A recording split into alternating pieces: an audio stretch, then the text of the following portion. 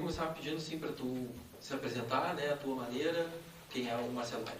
Tá, eu sou o Marcelo Reck, eu sou jornalista, formado em 1981 pela URGS e fui redator da Rádio Gaúcha, fui repórter da Empresa Brasileira de Notícias, depois fui repórter especial da Zero Hora, fui chefe de reportagem do Correio do Povo, fui editor-chefe da Zero Hora, diretor de redação da Zero Hora, vice-presidente editorial, diretor executivo de jornalismo da RBS e vice-presidente editorial da RBS.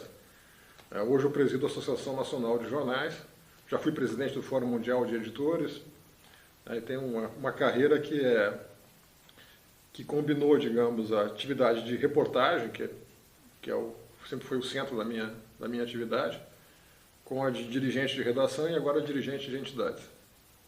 Entrando assim mais nas tuas coberturas internacionais, o Marcelo Reck foi um enviado especial, um correspondente internacional, um correspondente de guerra ou tudo? Um pouco de tudo. Eu tenho um livro chamado, né, Enviado Especial Passageiro da História, tá? Que eu trago os bastidores de 20 grandes coberturas internacionais. Então, no Brasil é muito difícil, vamos dizer, quase impossível alguém ser apenas correspondente de guerra. Aliás, no mundo todo, né? Muitas vezes o repórter enviado especial também é correspondente de guerra. Não é que ele saia de uma guerra e vá para outra, né? Embora existam algumas pessoas que vivem, sobretudo os freelancers, etc. Mas, na prática, eu cobria tudo como repórter. Eu cobria buraco de rua em Porto Alegre, a visita de um candidato a presidente, até a seca, estiagem, o conflito do MST ou um conflito internacional, né? Ou cobertura tipo a Rio 92, enfim. No Brasil, os repórteres são muito generalistas, né? Os repórteres que cobrem internacional. Você é obrigado né, pela circunstância, a cobrir tudo, né? E que inclui, eventualmente, uma cobertura de guerra, ou de um conflito, ou de um levante, uma rebelião, uma coisa do gênero. Exatamente. Já indo mais para esse assunto, tipo, tu já tinha uma carreira já como jornalista, né? Uma carreira consolidada. Tu cobriu até a primeira expedição do Brasil na Antártica, né? E tal. E o que te motivou, assim, a enfrentar, a querer participar desse tipo de cobertura que tem risco de vida, né? Por que tu foi, assim, por esse lado? Bom, primeiro, eu sou filho de militar, né? Fui aluno de colégio militar, não a vida toda, mas fiz uma parte do meu ensino médio no colégio militar do Rio e Salvador. E quando eu tinha lá meus 13, 14 anos, eu queria ir para a Marinha. Mas um problema de coluna me impediu de ir para o colégio naval. E naquela época eu já estava meio querendo ir para o jornalismo também, e acabei, talvez, aí Freud explica, né? Eu fui fazer as coisas boas, né? De uma forma ou de outra, da cobertura da vida militar, digamos, né? Como a cobertura da uma viagem à Antártida, sem ter as coisas ruins da vida militar, que são muitas também, né? Enfim, e eu fui combinando, e também acho que existe um déficit muito grande na imprensa brasileira de conhecimento sobre assuntos militares. Tem um monte de gente escrevendo sobre música, sobre arte, sobre cultura, sobre economia, sobre política, sobre futebol, e muito pouca gente escrevendo sobre assuntos militares de defesa e segurança internacional. Então isso não é uma característica nossa no Brasil, nós não temos essa tradição. Há poucos jornalistas no Brasil com conhecimento e fontes e desenvoltura para transitar nessa área. Como eu tinha essa origem de conhecimento militar, né, e uma convivência com o meio, eu sabia diferenciar um urutu de um cascavel, como eu digo brincando, né, um blindado, e poder diferenciar uma fragata de um destroyer, um cruzador, essas coisas que são bem, né, do dia a dia, digamos, de uma cobertura militar, ou diferenciar patentes, né, graduações militares com facilidade. Isso só para dar um exemplo de talvez tenha me aproximado um pouco mais da cobertura de guerra, né? Eu acho que é muito difícil, é possível, obviamente, cobrir guerra apenas pelo lado humano, né? Só pelo lado da tragédia aos civis, mas chega um momento em que você tem que ter contato com os militares. E aí, não escrever bobagem, não falar bobagem, é importante para a sua credibilidade, a sua postura, posicionamento em relação aos militares, seja onde eles estiverem, na Ucrânia ou no Golfo, onde quer que seja. A tua primeira cobertura assim, de tensão internacional, assim, no caso, foi a queda da União Soviética? Não, a primeira mesmo, que eu diria assim, de conflito, que foi uma... Eu era repórter recém-entrado na Zero Hora, era uma sexta-feira de carnaval. Eu cheguei para trabalhar normalmente, na sexta-feira, véspera de carnaval, começava no sábado, e houve um golpe militar no Paraguai. Derrubaram a ditadura do Alfredo Stroessner, que era um ditador à moda antiga, por 35 anos no Paraguai.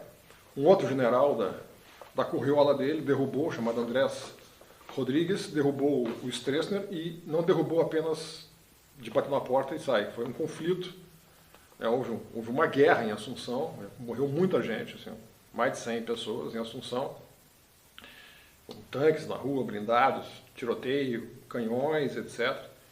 E ao chegar na Zero Hora, me disseram: Marcelo, nós estamos colocando um avião, um táxi aéreo, aí você e o fotógrafo Paulo Dias, vocês vão para o Paraguai agora.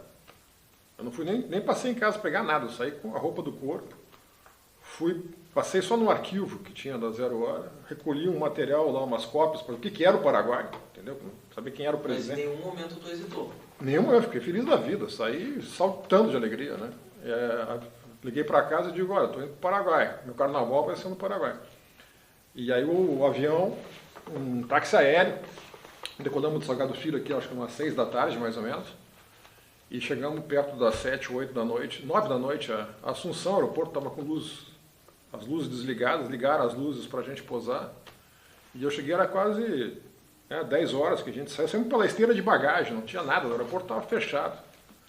E aí eu já peguei um táxi, ainda pedi que parasse na casa do líder da oposição, que estava fazendo uma festa, um coquetel de comemoração. Já entrevistei o líder da oposição, chamava-se Domingos Laino. Eu cheguei no hotel 11 e pouco da noite, escrevi a matéria ainda, né, já tinha uma exclusiva com o líder da oposição, e tinha visto o avião do Stroessner pousado no aeroporto. Quando nós desembarcamos, assim, o cara tá preso aqui, está aqui ainda, não fugiu, não foi para o exílio. E aí já tinha um texto, coisa e tal, só que daí eu fui mandar a matéria, era meia-noite, o jornal estava esperando, e a telefônica tinha sido bombardeada. E não tinha linha para o Brasil. Então demorou mais de 1h30, 2 horas para conseguir uma conexão, aí finalmente mandei, entrou em parte da edição, não entrou em toda a edição. A matéria que eu mandei. Foi a primeira matéria de conflito. Como foi assim. estar lá no conflito? Não, eu estava muito à vontade. Primeiro, a parte militar tinha se encerrado. Né? Tinha gente morta, tinha gente, sangue na rua, um monte de prédio destruído. Mas sábado de manhã eu saí cedo para entrevistar, por exemplo, umas velhinhas que moravam numa casa que tinha um buraco de bala de canhão, de blindado, foi um blindado. Acho que um cascavel deu um tiro ali e atravessou o armário delas. Então elas estavam apavoradas ainda. E elas encontraram um jornalista ali, porque o conflito tinha sido de manhã e de tarde. E na manhã seguinte eu fui um dos primeiros a conversar com elas, provavelmente o primeiro. Elas estavam desabafando e mostraram: olha nossas roupas aqui toda furada, né? Passou uma bala de canhão no armário dela. E então para onde eu olhava tinha matéria. E aí teve ainda naquele dia, que foi um momento de tensão, que tinha uma unidade importante de um general que não tinha aderido. E se dizia que esse general estava avançando sobre a Assunção com as tropas. Então aí a coisa ficou realmente mais tensa. Né? Ele avançou com as tropas do interior para Assunção, para não aceitar a deposição do Stroessner, mas acabou sendo dissuadido e o Andrés Rodrigues acabou tomando posse. Era um vigarista, um ladrão também, como corrupto da curriola do Stroessner. Deu uma entrevista coletiva, eu estava presente nessa coletiva dele. E depois 3 meses depois, mais ou menos, ele fez a eleição, eu voltei lá e fiz a eleição e recuperei muito de bastidores, informações que nunca tinham saído sobre como tinha sido o golpe mesmo. Como é que esse cara tinha se rebelado contra o chefe dele e derrubado. Então, foi a primeira experiência assim, de conflito. Depois eu tive alguns levantes aqui na América Latina, também levantes carapintadas, coronéis, que basicamente coronéis, que se insurgiam contra o restabelecimento da democracia na Argentina. Tá? E levantavam unidades. Tentavam dar o golpe. Teve aqui uma que aconteceu na fronteira do Brasil, e depois houve uma grande em Buenos Aires. Quando houve essa em Buenos Aires, que era o coronel Mohamed Zeneldin, que tinha liderado, também me botaram no avião, aí no avião de carreira, eu posei em Buenos Aires, estava ainda a situação armada. Né? Aí estavam prendendo, estavam blindados nas ruas, né? Um confronto entre unidades lá. Isso foi, acho que, 89, 90, mais ou menos. E dali realmente, eu era meio pau para toda obra quando tinha algum conflito. Né? Conflito de MST também, né? Invasão de terra. Tudo que como é que surgiu o convite, assim, como é que o jornal estava avaliando nas tensões lá para 91, acho, né? Do fim da União Soviética? Como é que foi essa preparação? O fim da União Soviética foi uma daquelas, foi depois da Guerra do Golfo, né? E ali foi uma combinação feliz, porque isso era novembro de 91, outubro, novembro de 91, e tinham montado uma missão brasileira de empresários da Câmara Brasileira, Câmara Brasil União Soviética, e convidaram um repórter, um jornalista da Zero Hora para acompanhar. E aí o jornal me indicou para acompanhar essa missão até Moscou, e depois me desligar e ficar mais 2, 3 semanas contando como é que estava sendo a vida, porque o país estava se dissolvendo já em novembro. Ele acabou oficialmente 31 de dezembro de 91, mas ali, aquele outubro, novembro, já estava em dissolução acelerada. Já topou de cara, já, né? Pô, eu adorava isso, né? Ainda adoro. Né? Agora mesmo, em maio passado, eu fui com a minha esposa a um congresso na Polônia, mas antes eu passei de carro, aluguei um carro, fui até fiz as 3 repúblicas bálticas, fui até o ponto, isso foi em maio passado, até o ponto em que, se houver um ataque da Rússia à União Europeia, deve ser ali em Narva, na Estônia, que é separado da Rússia por 100 metros do rio Narva. Uma cidade totalmente militarizada, com patrulhas na rua, com checkpoints para passar. Isso foi em maio agora. Felizmente eu sou casado com uma jornalista que entende essa minha... Quando tu estava lá, nos períodos que tu passou em Moscou, e estava lá inserido no dia a dia deles, né? Tu achava, assim, que o fim da União Soviética ia gerar todas aquelas tensões que ocorreram ali nos países, as guerras que gerou? Não, por coincidência, assim, eu estava em Kiev quando foi declarada a independência da Ucrânia. Então, eu queria ir a uma república nessa minha reportagem, e escolhi a Ucrânia e escolhi o período em que a Ucrânia ia fazer o plebiscito pela independência, que era 1º de dezembro de 91. Então, eu vi a Ucrânia nascer, né? E fiquei 3 dias em Kiev, e a esperança, né? Depois voltei à Ucrânia outra vez, em 2012, e a esperança, tanto na Rússia quanto na Ucrânia, era de que o país ia ser uma democracia, que ia se libertar, digamos, do autoritarismo, totalitarismo, né? Comunista, enfim. Mas estavam já sofrendo muito, assim, muita escassez, muita fila para comprar pão, muita dificuldade econômica. E depois eu voltei, 1 ano e meio depois, para fazer, 1 ano e meio, menos de 1 ano depois, 1 ano e meio. Eu voltei em janeiro de 93 para fazer uma cobertura junto com o Ricardo Chaves, o Cadão, fotógrafo, grande fotógrafo e amigo que faleceu recentemente, sobre o primeiro inverno pós-dissolução da União Soviética. Aí ficamos também mais 3, 4 semanas viajando pela Rússia, e ali ficou mais evidente ainda a sensação de orfanato, né? de orfandade que o cidadão tinha, porque de repente ele tinha tudo, né? Oferecido pelo Estado, depois não tinha mais. Então, como é que ia viver, como é que ele ia sobreviver, né? Para os jovens era menos difícil, mas para os mais velhos era um impacto grande. Mesmo em 91, uma das num dos trechos da reportagem que eu fiz, acho que foram até 2 páginas, eu fui a uma vila, um vilarejo, a uns 100 quilômetros de Moscou, e retratei a vida desse vilarejo, né?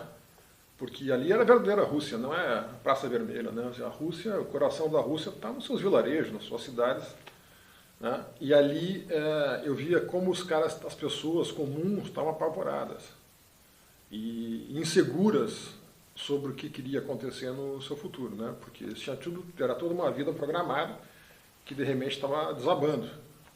Mas ao mesmo tempo também havia uma esperança de que as coisas iam mudar para melhor, etc. Né? E daí, muito complexo. Tu foi acompanhando, né, esse período todo lá dessa parte da Europa, e daí em seguida veio outras guerras, né? Veio a Guerra da Iugoslávia, Isso. Guerra dos Balcãs, né? E como é que surgiu também o convite? Tu já era o ficha 1 para ir? De novo, a Guerra da Iugoslávia, até uma questão de custo muitas vezes, né? Havia uma viagem a convite para o Egito, né, para fazer uma reportagem sobre turismo no Egito, coisa e tal. Eu acompanhei essa viagem, Egito e Israel. Eu acompanhei a viagem de turismo, entre aspas, né, de Egito e Israel, uma semana, 10 dias, e quando voltamos foi via Roma, de Roma eu me desliguei e segui para a Eslovênia. Primeiro, acho que os caras, pelo menos na passagem da fronteira, eu acho que eu era o único passageiro e mais um grupo de mercenários escoceses no trem. Que até já entrevistei eles também no trem, né? Porque não tinha ninguém no trem, ninguém ia para a Iugoslávia, só eu, alguns poucos jornalistas e mercenários, né? E por acaso tinha esse grupo da Escócia aí, que rapidamente identifiquei pela roupa. E aí eu fui na fronteira, ganhei um visto de graça, porque disseram que eu era o primeiro brasileiro a entrar na Eslovênia livre. E aí da Eslovênia eu fui para a Croácia, porque a guerra estava na Croácia. Não tinha começado tinha acabado na Eslovênia, não tinha começado na Bósnia ainda. A guerra estava concentrada na Croácia. Então eu fiquei 10 dias na Croácia, baseado em Zagreb, mas indo diariamente à linha de frente, porque era muito perto. A linha de frente era 70 quilômetros de Zagreb. E aí aconteceu uma das grandes coincidências da minha vida como jornalista, assim, por que o Rio Grande do Sul cobre, né? A gente sempre eu sempre busquei aproximar o leitor, o ouvinte, que seja, de uma realidade distante. E para isso a gente usa artifícios de fazer analogias ou comparações com elementos do nosso dia a dia aqui do Rio Grande do Sul. Então, me lembro, lá na Guerra do Golfo, dizer, olha, as dunas aqui parecem com as de Cidreira, sabe? O deserto, coisa e tal, mas só que estão com um buraco de bomba, estão com cratera de bomba. É como se as dunas de Cidreira tivessem com crateras de bomba, sabe? Então, e um dia percorrendo uma cidade, na linha de frente de uma cidade bem destruída, chamava-se Karlovac, eu cheguei lá e encontrei um oficial de tal com uma intérprete, né? Porque falar serbo-croata não está nas habilidades. E essa intérprete em inglês, né? E junto com ela a gente eu fui geralmente procurava um oficial de ligação com a imprensa para começar a percorrer o local. Ele me disse, olha, tem um posto de comando aqui dos boinas azuis da ONU, num castelo aqui, num castelo. Eu fui, vamos falar com eles lá. Não, tinha oficiais da ONU lá, enfim. E subi a torre do castelo, eram 6 andares, uma torre medieval. Quando eu abro a porta do último andar lá, numa sala dessa torre medieval, tem um sujeito com um chimarrão na mão, e a bandeira do Brasil aqui no ombro. E eu digo, não acredito, senhor. O cara teve um susto, estava com um mapa aberto na frente, o cara era de Tupã-Siretã, um capitão de Tupã-Siretã, que estava lá tomando um mate todo aguado, porque já estava racionando a erva dele, e ele estava na linha de frente já há algumas semanas. E aí, sabe, daqueles achados, assim, porque tu colocar um gaúcho na linha de frente, com foto, com texto, fazendo, né, aproxima muito a guerra da realidade nossa aqui do Rio Grande do Sul. Então, esses elementos, já valorizei muito. Esse personagem já foi assim, destaque no primeiro dia da cobertura. Foi uma série, acho que de 10 dias na 0 hora, Guerra da Iugoslávia. E eu já botei na segunda página, assim, com só essa história do capitão, lá, enfim, né? Que depois até virou um general de exército, capitão na época, Schons. E então é encontrar esses elementos, né? Não é que a gente tem que ser bairrista a ponto de tudo ter que ser ligado ao Rio Grande do Sul, né? Até porque ficaria ridículo, ficaria até piegas. Mas procurar os elementos que toquem as pessoas, que despertem o interesse delas de uma realidade distante. Então, eu na Rússia não me preocupava em entrevistar político. Me preocupava em entrevistar professora, adolescente, o profissional liberal jovem, porque as pessoas se conectam com outras pessoas. Então, a professora, ela falava para milhões de professores. E fala para outras pessoas que todos conhecem um professor no Brasil. Muito mais do que uma entrevista com um ministro do novo, que é uma bobagem. Entende? Eu acho que isso as agências de notícias fazem. Não precisa de um enviado especial para isso. O enviado especial, ele tem que ir para relatar a atmosfera, o ambiente, a vida real. Então eu entrava muito nas casas das pessoas. E como é que tu sentia assim? As pessoas tinham engajamento na guerra? Não, na Rússia não, né? Na Rússia não tinha guerra. A Rússia estava num processo de transformação político muito grande, passando do comunismo por uma coisa que ninguém sabia o que ia ser. Nas cidades ali... Agora diferente foi a cobertura. Na Iugoslávia foi um misto, assim. Então eu entrevistava famílias, pessoas comuns, mas também tinha muita história de militares, de vilas destruídas, né? Que era uma situação muito trágica na Iugoslávia, sobretudo porque aquilo estava acontecendo a 250 quilômetros de Veneza, 250 quilômetros de Viena, né? Como a Ucrânia hoje. Né? Então, ali a diferença, cidades destruídas na Ucrânia, os vilarejos. Né? E ali na Iugoslávia eram amigos e vizinhos que passaram a se matar da noite para o dia. Então, isso era muito forte. E essas histórias tinha uma história de duas famílias em que os filhos eram namorados, mas um era de origem sérvia e o outro de origem croata, e passaram a combater entre eles. Quase um Romeu e Julieta, assim, moderno. Então, essas histórias, realmente, elas aproximam uma outra realidade. Então, as pessoas se identificam com pessoas, não se identificam com números, não se identificam com documentos ou com declarações de ministros ou de políticos. Né? Então, o repórter, eu sempre procurei trazer esse lado humano, procurei, então, mostrar a vida das pessoas comuns impactadas pela guerra ou pela destruição ou pela transformação social, como Cuba, África, Oriente Médio e assim por diante.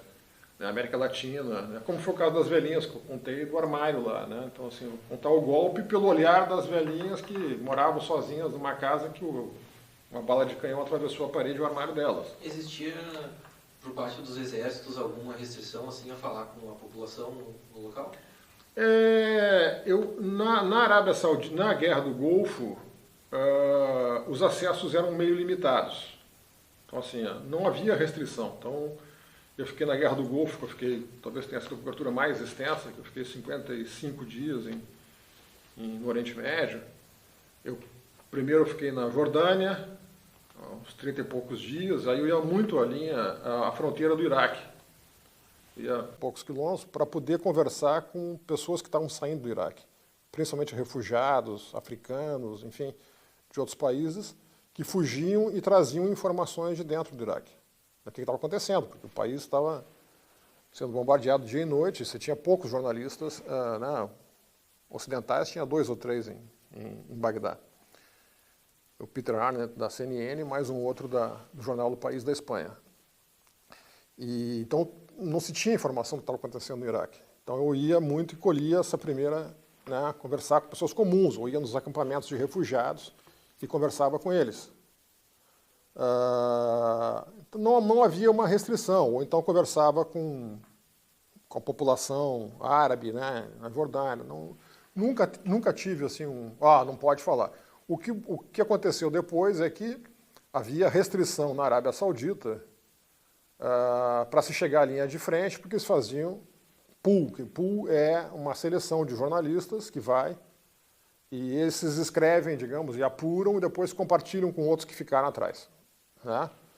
Então eu quando cheguei à Arábia Saudita, consegui um visto que foi dificílimo, né, para um brasileiro conseguir visto, foram muito poucos que eles concederam para brasileiro durante a guerra. Eu consegui via a embaixada no Egito, porque eu fui ao Egito, lá carimbaram meu passaporte. Aí eu peguei um voo para o Bahrein, do Bahrein entrei na Arábia Saudita, por terra, porque não tinha voo para a Arábia Saudita. E aí quando eu cheguei à Arábia Saudita, estava saindo um comboio para o Kuwait, porque o Kuwait estava sendo invadido. E eu me aboletei no comboio, sem credencial, sem nada, E quando no meio do caminho um oficial disse, cadê teu credencial? Eu digo, olha, eu cheguei agora, não tem. Pô, tu não pode isso. Eu estou aqui já.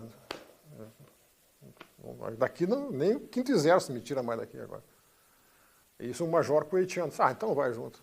Brasil, futebol, Pelé, aquela coisa. Sobre a Guerra do Golfo, eu queria voltar um pouco mais do início, como é que o jornal estava acompanhando as tensões e como é que foi, assim, dizendo, te avisaram, olha, Marcelo, fica de prontidão aí que tu vai, como é que foi? Quando o Iraque invadiu o Kuwait, que foi lá no início do segundo semestre de 90, a RBS mandou o Lazer Martins para Amman, né, porque era onde conseguia chegar para o visto. Né? E o Lazer fez lá uma cobertura de algumas semanas, etc. Né? E depois a ONU estabeleceu um deadline, um prazo, para o Iraque sair do Kuwait. E isso era 15 de janeiro de 91.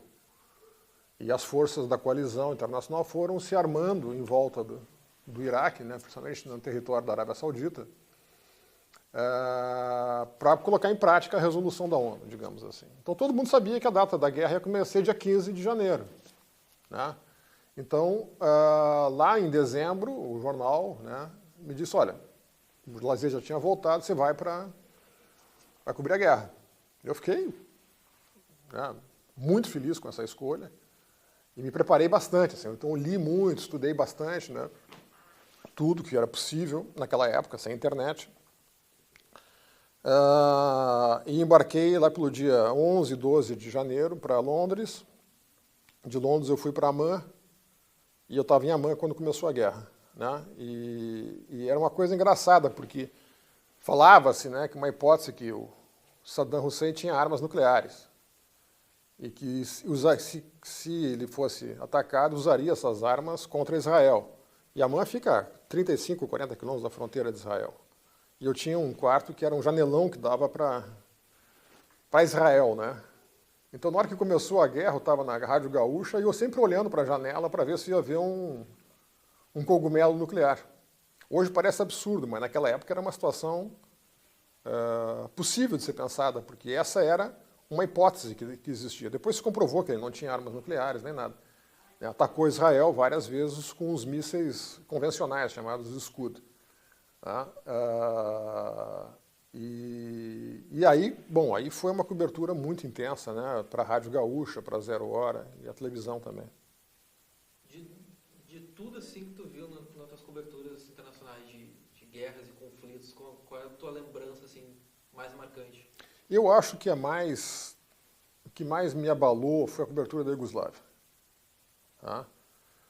Porque ali ficou evidenciado para mim, e como pessoas comuns, cidadãos comuns, né, pessoas de família, têm um verniz civilizatório e são capazes de se transformar em selvagens bárbaros, cometer crimes de guerra bárbaros, de uma hora para outra. De uma hora para outra. Tá? Por rancores, ressentimentos acumulados, que seja.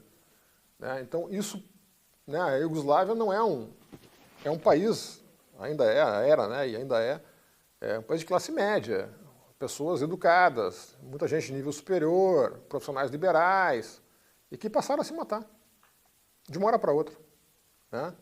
E eu perguntava, mas é porque tem sobrenome diferente? Não, é porque tem Línguas diferentes? Não. O sotaque diferente? Não. Qual a diferença? Religião. Então, os croatas católicos, os bósnios muçulmanos, os sérvios ortodoxos. Então, essa era a diferença, e ali tinha ressentimentos que vinham da Segunda Guerra Mundial, porque os croatas colaboraram com os nazistas, e os sérvios eram membros da resistência, basicamente. Então, isso vinha da Segunda Guerra Mundial, 50 anos antes. Né? E que eclodiu do nada, como na Ucrânia, com a Rússia, que eram países muito próximos. São países muito próximos, povos que... Né, uma relação, e de repente eclode num ódio milenar, né, e que produz cicatrizes de uma hora para outra, né, eternas. Então, essa questão do ódio ser desatado de repente por gente aparentemente normal, digamos assim, é muito preocupante, é muito chocante. Daí, evoluindo assim, após as coberturas, assim, tu também começou a ocupar cargos de gestão, né, editor-chefe do jornal. Como é que daí, pelo lado da gestão, tu avaliava assim as notícias pelo mundo, as tensões internacionais? Como é que tu via assim um potencial para enviar um repórter? Sempre, até hoje eu defendo, tá, que um olhar próprio é muito importante. Tá? Então, mesmo quando eu assumi cargo de gestão, eu fiz um acordo que eu continuaria fazendo algumas coberturas internacionais e outras nacionais importantes. Então, mesmo sendo editor-chefe da Zero Hora, eu fui com os boinas azuis brasileiros a Moçambique, fui também para uma temporada em Cuba, lá que estava vivendo uma crise gigantesca, fiz reportagem em Serra Pelada. Assim, eu consegui, durante uns 2, 3 anos, atuar aqui e ali como repórter. Depois ficou impossível, realmente não exerci mais atividade regular. Mas eu passei a ser um grande defensor e impulsionador, imagino, dessas coberturas, do investimento em coberturas nacionais, internacionais e reportagens, e investigações, etc. Eu acho que esse é um papel central do jornalismo. E eu sempre acho o seguinte, na cesta de custos de um veículo de comunicação, enviar um repórter para o outro lado do mundo não é tão horrível, não é tão uma coisa do outro mundo. Tá?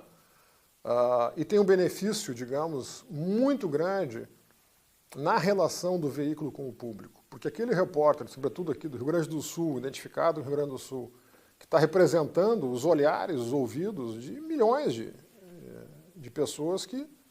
uma responsabilidade grande de trazer um fato importante para cá.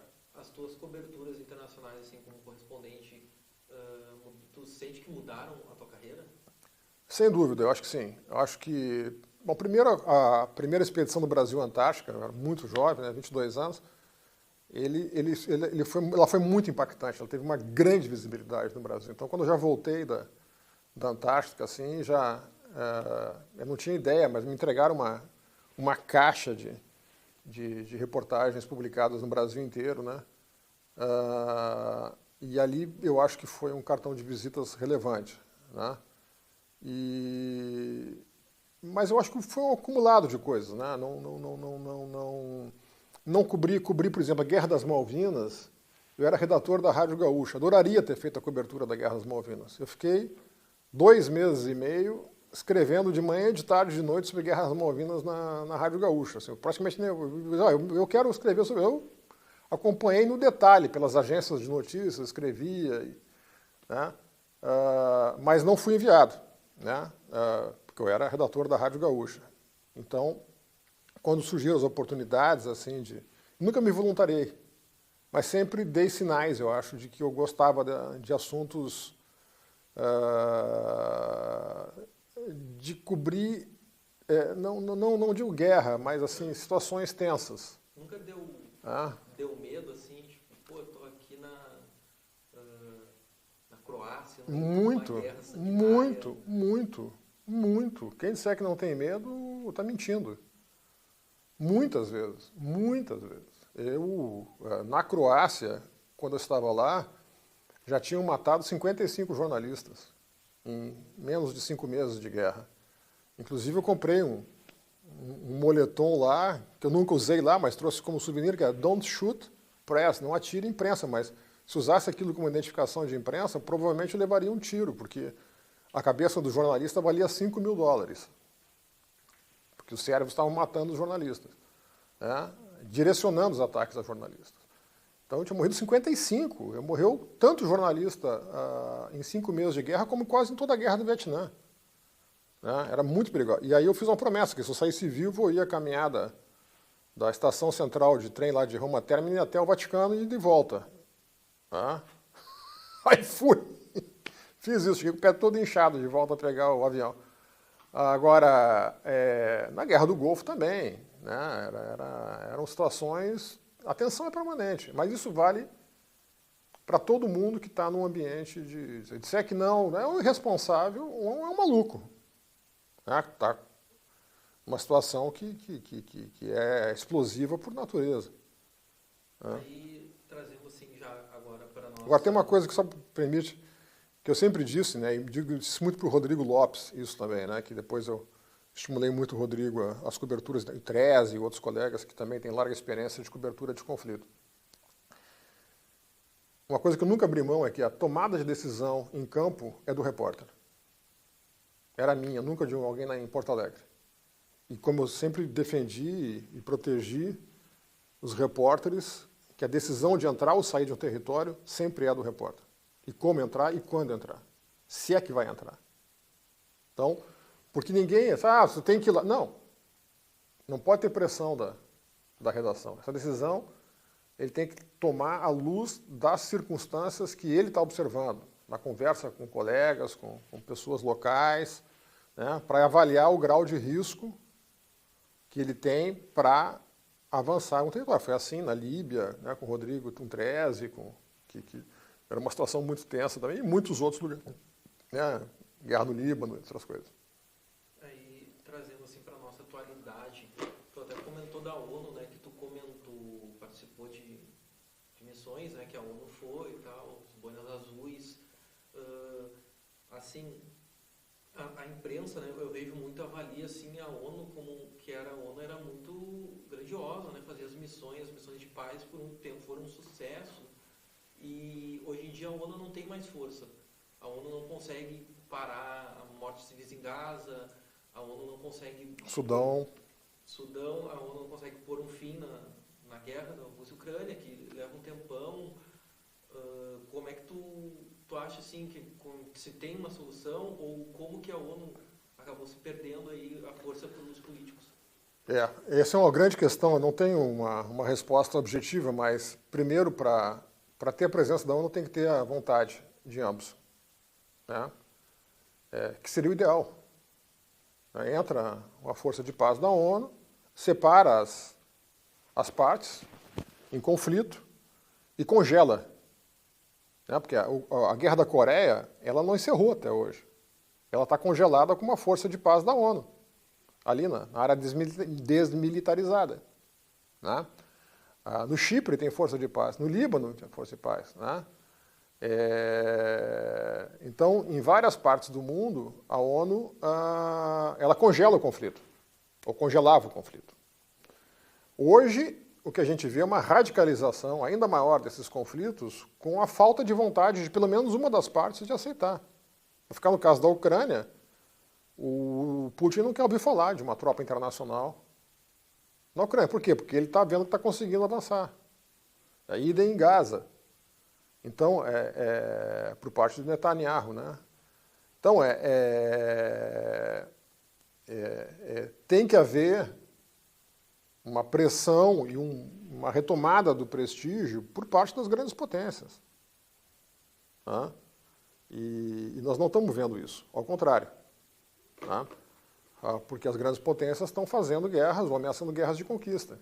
Estados Unidos, China e a Rússia. Como é que o Marcelo Reck vê esse momento atual, agora que a gente vê tensão para todo lado, né? Os Estados Unidos ameaçando todo mundo, bombardeou o Irã, porque é aliado de Israel, está trazendo submarinos e coisas ali para a Venezuela, né? Tentando, que a Venezuela é uma região que tem muito petróleo, mas não explora, e já está para cá, hoje à tarde ameaçou o Brasil, né? Como é que tu tá vendo essa... Eu acho que de um lado tem um pouco de basófia, né? Eu vou anexar a Groenlândia, o Canadá vai ser o 51º estado. Mas, de outro lado, há uma circunstância realmente muito preocupante. Né? Que alguém se arvore, seja quem for, de desrespeitar amplamente as leis internacionais, né? Os códigos de inviolabilidade dos territórios. Isso não começou, mas a gente viu isso acontecer com o Putin com a Ucrânia, enfim, né? E aí foi. Né? Senão, por isso que a Europa, olha, se nós permitirmos que isso permaneça, nós vamos abrir a porta para todos os conflitos serem resolvidos na força. E não na Corte Internacional de Haia, que deveria ser o local onde há alguma discordância de disputa territorial, devia ser lá. Né? E que está desmoralizado também. Então, a situação é muito preocupante, muito tensa, e não tem ninguém para botar panos quentes. Né? A não ser hoje, eu diria, a China, que está fazendo um papel do adulto na sala. Para finalizar, assim, fazendo um apanhado assim, da tua carreira, como que tu olha para trás e tu vê assim... O que tu sente, assim, tipo, missão cumprida, tu quer fazer mais? Como é que foi? Não, eu hoje me dedico, né, assim, eu sempre acreditei muito no jornalismo, com todos os nossos defeitos, com todas as nossas limitações. Tá? Então, eu acho que o jornalismo, ele faz muito bem para a sociedade. É um bom jornalismo, bem executado, honesto, decente, né, esforçado, ético. Ele é um elemento essencial na estabilidade e na sanidade do planeta, eu diria. Então, mesmo não precisando mais, digamos, né, de estar lá no dia a dia de uma redação, eu transformei a defesa do jornalismo numa causa de vida. Tá? Então, é por isso que eu me dedico às entidades, né, para defender o jornalismo, defender a sustentabilidade do jornalismo, porque está sofrendo barbaramente em termos de receitas, isso significa menos jornalistas, menos impacto, menos veículos, menos abrangência e, portanto, mais espaço para os loucos, né? Para os extremistas, de uma forma geral. Então, a causa da sustentabilidade do jornalismo e a causa da defesa do jornalismo eu considero hoje a minha causa de vida. Né? O jornalismo me deu tanto que eu quero dedicar o máximo possível de anos a dar alguma coisa para o jornalismo, mesmo que não tenha nada financeiramente em troca, se for o caso.